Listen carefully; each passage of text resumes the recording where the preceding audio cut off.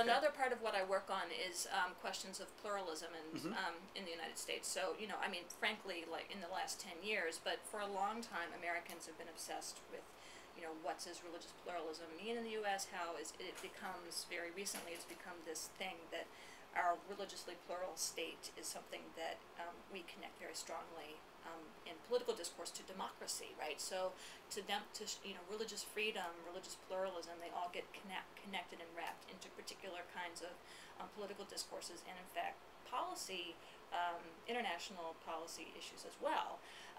But at the same time, the sort of living experience of pluralism, like, you know, like what actually gets certain kinds of, what kinds of religions are seen as being properly plural, right, are sort of properly playing the game of pluralism within the United States, puts a lot of restrictions on.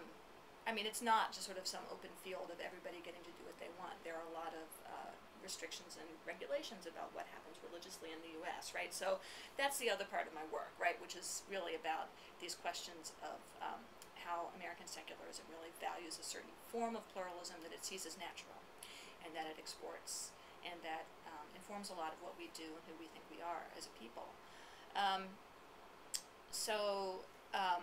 I do think there are really interesting connections between these two parts of the work that I do. I mean, most of what I'm pushing at this in both of these is thinking about the ways that our understandings of religion are supported by non-religious institutions as much as they are by religious institutions, right? So that there's not just the churches telling this. This really sort of not radically, but it does somewhat shift the grounds on which we think about church-state relations, right? What is that relation?